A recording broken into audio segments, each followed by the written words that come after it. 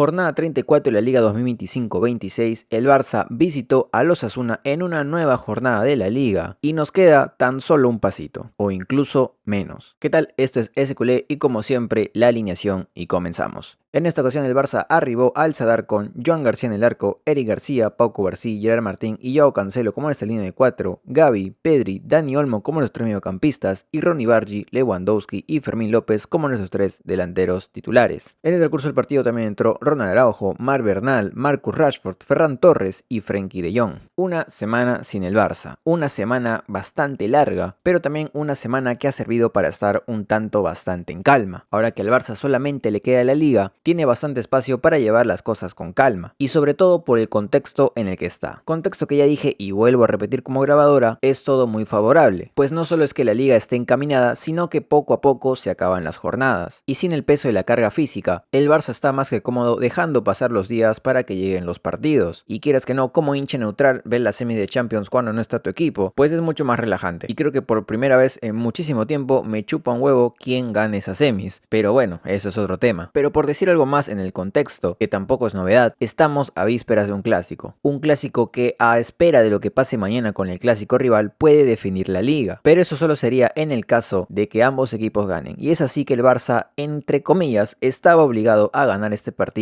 para que se dé el resultado que todos queremos. Que ojo, aún falta jugar el clásico. Pero para que se dé uno de esos dos escenarios, había que ganar este partido. Y es así que pasamos al 11. Y a ver, debo decir que para mí sí ha sido un 11 bastante curioso de sacar. En lo personal no sé si estamos en medio de rotaciones, que no tendría tanta lógica porque como digo, no jugamos tantos partidos ahora, pero también es verdad que no tenemos en cuenta o no tenemos muy al día lo que puede ser el estado físico de los jugadores. A mí se me hace muy sorprendente que Gavi esté jugando muy seguido, y no porque no me guste, de hecho me alegra bastante que haya vuelto, pero como ya he repetido muchas veces, Flick se toma su tiempo en que cada jugador vuelto de una lesión se tome su tiempo, que regrese progresivamente, y precisamente Gavi no está haciendo eso. Gavi está jugando muchísimo más de lo que esperaba y lo está haciendo bastante bien. Digo, tampoco es que se esté luciendo un montón, pero lo entiendo. Nuevamente comparte la titularidad con Pedri, dejando a jugadores como Frenkie y Bernal, que precisamente venían de lesión, tener un poco más de tiempo de recuperación. ¿Qué tan grandes fueron sus lesiones para que Gavi esté por encima de ellos? Repito, no es que no me guste que Gavi esté en el 11, de hecho lo aplaudo, pero aún así me sorprende, a la vez que me sigue sorprendiendo el por qué Rashford no es titular. Y a ver, esto ya como que lo di a entender en el anterior video, y es que desde mi opinión, creo yo que Flick no está tan contento con el desempeño de Rashford, porque hoy antes del partido Rafinha recibió el alta médica y estuvo disponible para el partido, estuvo en la banca. Yo personalmente no creería que iba a entrar, creía que si entraba era porque el partido ya estaba culminado con una goleada, que ya estábamos cómodos, y ahí recién podía tener unos cuantos minutos para que vaya cogiendo ritmo porque seguramente estará presente en el clásico. Pero viendo cómo se desarrolló el partido y sabiendo que era bajo esas condiciones de que solamente entraría si estaba cómodo el partido, Rafinha era como que no estuviera en la banca. Era casi seguro que no iba a tener minutos, y aún así, Rashford otra vez fue suplente. Nuevamente Felix se sintió más cómodo alineando a Olmo y a Fermín, moviendo a uno de nuestros mediocampistas ofensivos a la posición de Rashford. Yo de verdad no sé en qué momento está Rashford, yo presumo o creo que Flick no está tan contento con él y de verdad se está analizando si quedárselo o no.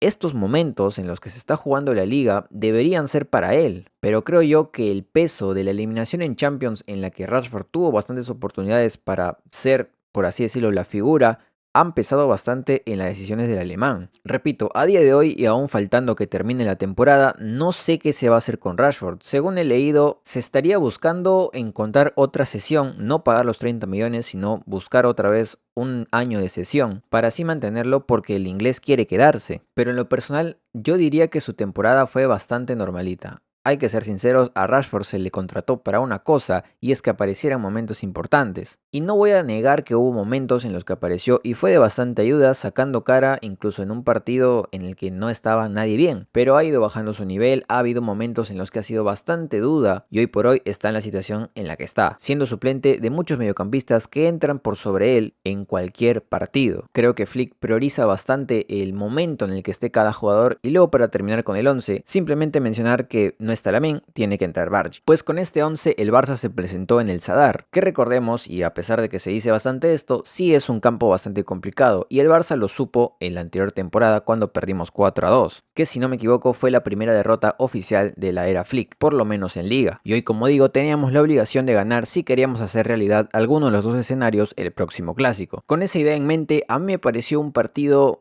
jodido de ver, pero creo poder entenderlo. ¿Y a qué me refiero con jodido? La verdad siento que el Barça no pudo sentirse cómodo en la primera parte. Siento que a pesar de que tuvo la posesión, de que pudo llegar alguna que otra vez, las más claras las tuvo los Osasuna. Pero ya ni siquiera es por el hecho de lo que te ocasionen o no. Es más por lo reservado que se vio el Barça. Yo personalmente siento que no se intentó como se suele intentar en ese tipo de partidos. Y creo tener sospechas del por qué fue esto. Primero que nada, es claro que un equipo sin su mayor estrella baja mucho su nivel, o por lo menos el impacto que puede llegar a tener en el partido se nota que no está. Y es algo que ha pasado en los últimos dos partidos porque precisamente no está Lamine. Hoy no quiero dar a entender de que Bargy hizo un mal partido, creo que dentro de sus condiciones lo ha hecho regularmente bien, no me quiero quejar tanto de él, pero sí me ha pasado muchas veces durante el partido que vi ocasiones en las que él tenía el balón y pensaba, lo que haría Lamine en esta ocasión.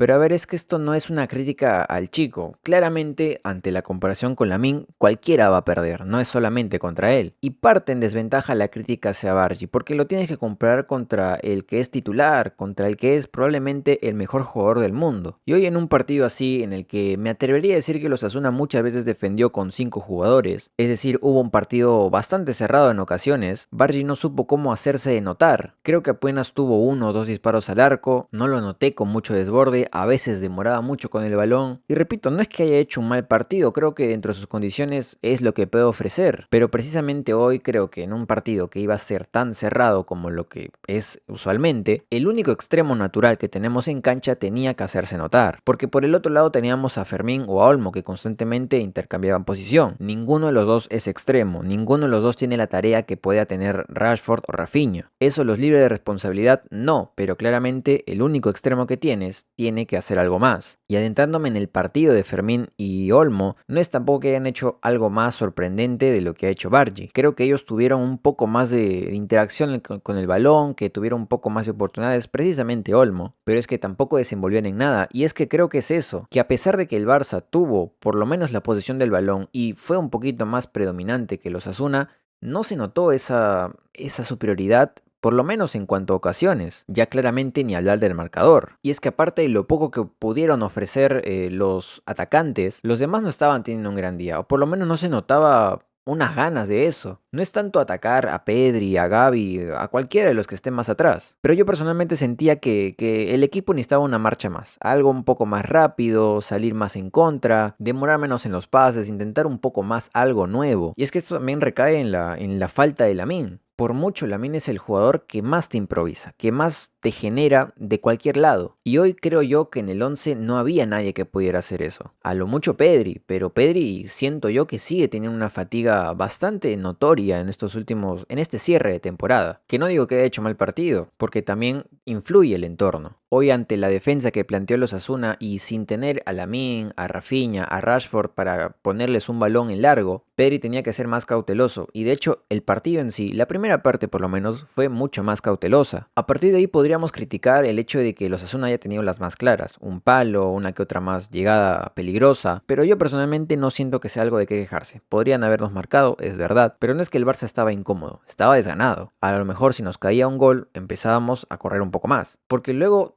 todo eso se confirma cuando en la segunda parte haces mucho más. Antes del triple cambio que mete Flick ya en cierto punto del partido, el equipo estaba un poco mejor, se veía un poco más de ganas. Creo que claramente Flick dijo algo en el vestuario, pero se empezó a hacer un poco más, se empezó a notar un poco más. Y ya con los cambios fue otra cosa, porque claramente se necesitaban cambios. Más allá de algunos cuantos amonestados y demás, era claro que el equipo necesitaba una marcha más, algo más fresco. Y precisamente son los cambios los que te dan la victoria. Primero precisamente Rashford, que sigue buscando su oportunidad para que finalmente el Barça se lo quede, hoy fue clave. Incluso cuando no lo parecía, porque a mí un poco me sacó de quicio que se demorara tanto en hacer el centro a Lewandowski, pero finalmente él sabe lo que hace, yo soy un don nadie. Como dije y no quiero ser repetitivo, claramente estos son los últimos partidos de Rashford para poder demostrar algo, y está teniendo pocos minutos. Es muy clave lo que está haciendo por lo menos en esta ocasión. Y hablando del golazo de Lewandowski y como tal del jugador, creo que le voy a hacer un video porque siento que mucha gente no le está dando el valor a lo que hizo Lewandowski al llegar al Barça, en el momento en el que llegó al Barça y lo que le está dando al Barça. Creo que no se calcula el valor que tiene como jugador emblema del Barça y que no es para nada descabellado que la gente lo pueda considerar como leyenda. Ver esa imagen celebrando hacia la cámara, levantando el puño, a mí un poco me puso triste porque pienso que esta puede ser su última temporada, que ojalá no sea así, que le quede por lo menos un gol más en este próximo partido que se viene,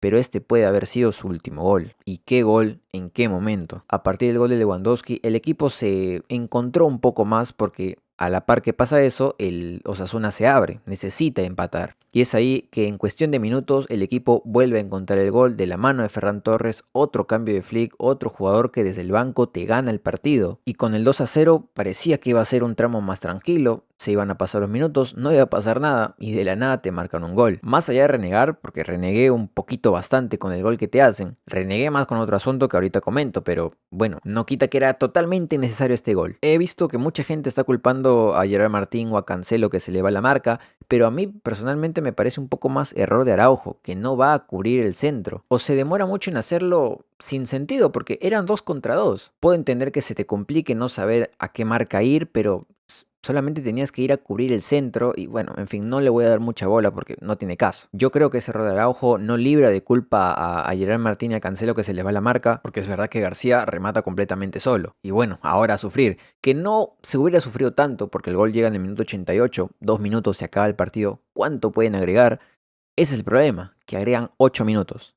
¿De dónde? Apenas había dado 2 goles, apenas había demorado en los cambios, no hubo mucha polémica, a lo mejor la demora en el golpe que le dan a Pedri, pero 8 minutos, no hay forma. ¿De dónde salieron 8 minutos? No lo entiendo. Pero lo bueno es que el Barça lo defendió con oficio. Creo que aquí sí que se entendía que se necesitaba matar el partido, que necesitaba regresar un poco la marcha, dormir el partido, tener más la posición, hacer tiempo también es parte de. Ellos no es que no lo hicieran incluso antes. Ahí se interpretó bien lo que tenía que hacer el equipo y el equipo cumplió. 1-2 en el Sadar, se suman 3 puntos y con esto la tabla. Tras este partido, el Barça se pone provisionalmente con 14 puntos más que el perseguidor el Real Madrid a la víspera de un clásico y a la víspera también de que jueguen su partido mañana o en unas horas para cuando se publique este video. No voy a hacerla muy larga, no hay competidores, ya lo he dicho. Tanto Villarreal y Atlético de Madrid están en su propia disputa y están muy lejos de nosotros y ambos ganaron sus partidos, por ende están en tercer y cuarta posición respectivamente. Y después de eso ya entraría la pelea por Europa, por un puesto en Europa League o Conference. Betis por el momento tiene la ventaja de la Europa League y tendría que pasar un milagro para que el Betis remonte una diferencia de 13 puntos para meterse directamente a Champions. Pero en fin, no me quiero tomar tanto tiempo en la tabla, vamos a lo que nos interesa. Claramente esta victoria sabe a campeón, sabe a bicampeonato, pero aún estamos a un pasito que bien se puede dar mañana o en el próximo clásico. Como ya se viene adelantando hace bastante, el Barça tiene de cara a la Liga 100%, y con la diferencia de puntos que actualmente hay en la tabla, el Real Madrid está obligado a ganar mañana contra el Español si no quiere hacer el pasillo